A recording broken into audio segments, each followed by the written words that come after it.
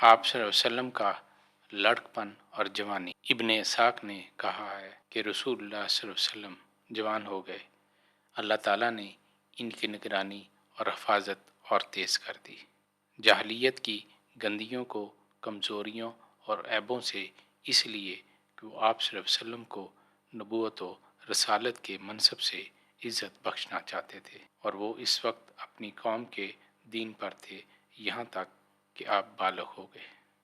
اسی صورت کہ وہ اپنی قوم کے افضل آدمی بن گئے، اخلاق و مربت کے اعتبار سے ان سب سے آسن تھے، اپنے خلق کے لحاظ سے اکرم اور شریف ترین تھے، ان سب سے میل جول اور معاشرت کے اعتبار سے پڑوسیوں کے ساتھ جن کا رویہ آسن تھا، ان سب سے اخلاق میں عظیم نہیں بلکہ اعظم تھے، بات کے اعتبار سے صادق نہیں بلکہ اصدق تھے، امانت داری کے لحاظ سے عظیم نہیں بلکہ اعظم تھے، فحش کاموں سے اور ان اخلاق سے جو مردوں کو میلا کر دیتے ہیں سب سے زیادہ بعید تھے۔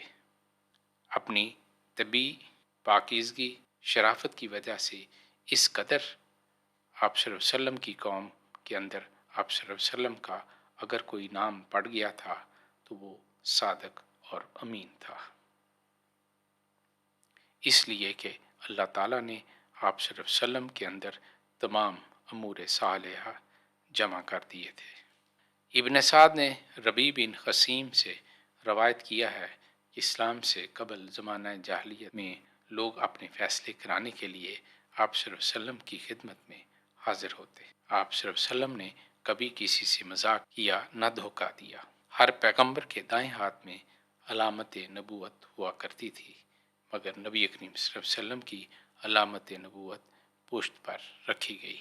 آپ صلی اللہ علیہ وسلم نے ایک دفعہ فرمایا، مجھے عریانی سے بچپن میں بھی ہمیشہ حجاب آتا رہا ہے۔ آپ صلی اللہ علیہ وسلم قبل بعثت بھی کبھی اپنی قوم کے ارتکاب شرک میں ملوث نہیں رہے۔ آپ صلی اللہ علیہ وسلم فحش و اذیت میں سب سے زیادہ دور و نفور تھے، نہ کبھی گالی گلوچ یا بد کلامی کرتے دیکھے گئے، نہ کسی سے جھگڑتا یا شبہ کرتے پائے گئے۔ آپ صلی اللہ علیہ وسلم پوری طرح رب تعالیٰ کی حفاظت اور نگرانی میں تھے۔ اللہ تعالیٰ نے آپ صلی اللہ علیہ وسلم کو جاہلیت کی عیوب اور گندگی سے پوری طرح محفوظ رکھا تھا، کیونکہ وہ آپ صلی اللہ علیہ وسلم کے سر اقدس پر کرامت اور رسالت کا تاج سجانا چاہتا تھا۔ آپ صلی اللہ علیہ وسلم اس طرح جوان ہوئے کہ آپ صلی اللہ علیہ وسلم مروت کے اعتبار سے اپنی قوم سے افضل تھے، خلق کے اعتبار سے حسین تھے، حسب کے اعتبار سے کریم تھے، پڑوس کے اعتبار سے عمدہ تھے، حلم کے اعتبار سے عظیم اور گفتگو کے اعتبار سے سچے تھے، امانت کے اعتبار سے عظیم تھے۔ آپ صلی اللہ علیہ وسلم فحش اور ان عادات سے دور تھے جو لوگوں کے دامنوں کو میلا کر دیتی ہے۔ آپ صلی اللہ علیہ وسلم نے کبھی کسی کو گالی گلوچ نہیں دی تھی۔ آپ صلی اللہ علیہ وسلم میں پاک بازی کے امور اتنے زیادہ جمع ہو گئے تھے کہ آپ صلی اللہ علیہ وسلم کی قوم آپ صلی اللہ علیہ وسلم کو امین کہنے لگی تھی۔ ابو ہاشم محمد بن ظفر نے بخیر البشر میں لکھا ہے کہ عرب کے حکیم اقسم بن سیفی نے حج کیا۔ آپ صلی اللہ علیہ وسلم اس وقت قریب البلوغ تھے۔ اس نے جناب ابو طالب سے کہا، آپ کا یہ بھائی کتنی جلدی جوان ہوا ہے؟ انہوں نے کہا، یہ میرے بھائی نہیں بلکہ میرے بھتیجے ہیں اور حضرت عبداللہ کے نور نظر۔ اقسم نے کہا، یہ دو ذبیحوں کے فرزند ہیں۔ جناب ابو طالب نے کہا، ہاں اقسم۔ اقسم آپ صلی اللہ علیہ وسلم کو غور سے دیکھنے لگا۔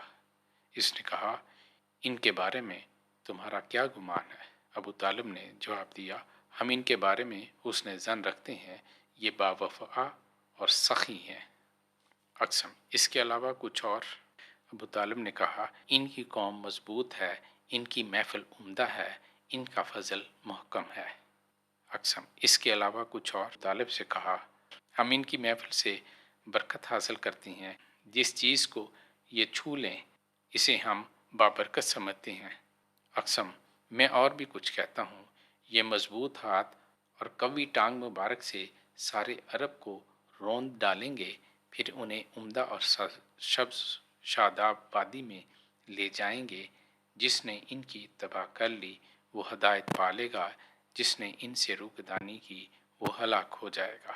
الطبرانی، بہقی، ابو نعیم نے حضرت ابن عباس رضی اللہ تعالیٰ عنہ سے روایت کیا ہے، انہوں نے فرمایا مجھے حضرت عباس رضی اللہ تعالیٰ نے بیان کیا۔ الطبرانی، بہقی، ابو نعیم نے حضرت ابن عباس سے روایت کیا ہے کہ جب قریش نے کعبہ معظمہ کو تعمیر کیا تو دو دو افراد مل کر پتھر لا رہے تھے۔ میں اور میرا بھتیجا صلی اللہ علیہ وسلم ہم مل کر پتھر اٹھا رہے تھے۔ ہم نے اپنے آزار اپنے کندھوں پر رکھے ہوئے تھے، ہم ان پر پتھر منتقل کر رہے تھے۔ جب ہم لوگوں کے قریب جاتے تو ہم آزار پہن لیتے۔ آپ صلی اللہ علیہ وسلم میرے آگے آگے تھے۔ آپ صلی اللہ علیہ وسلم اچانک گر پڑے، میں دوڑ کر آیا۔ آپ صلی اللہ علیہ وسلم کی نگاہیں آسمان کی طرف تھیں۔ میں نے پوچھا میرے بھتیجے کیا ہوا ہے؟ آپ صلی اللہ علیہ وسلم نے فرمایا مجھے منع کر دیا گیا ہے کہ میں اوریاں چلوں۔ میں نے آپ صلی اللہ علیہ وسلم کا آزار باندھا، حتیٰ کہ رب تعالیٰ نے آپ صلی اللہ علیہ وسلم کی نبوت کو ظاہر کر دیا۔ میں نے آپ صلی اللہ علیہ وسلم کا آزار باندھ دیا، حتیٰ کہ رب تعالیٰ نے آپ صلی اللہ علیہ وسلم کی نبوت کو ظاہر کر دیا۔ حاکم، بہقی اور ابو نعیم نے روایت کی اور حاکم نے اسے صحیح کہا ہے کہ جب قریش نے خانہ کعبہ کی تعمیر کی تو نواحی پہاڑوں سے پتھر لاتے تھے۔ آپ صلی اللہ علیہ وسلم بھی سنگ برداری میں مصروف تھے۔ آپ صلی اللہ علیہ وسلم کا ستر کھل گیا تو آپ صلی اللہ علیہ وسلم کو غیب سے ندا آئی، اے محمد صلی اللہ علیہ وسلم ستر پوشی کیجیے۔ یہ ندائے اویس تھی جو آپ صلی اللہ علیہ وسلم کو کی گئی۔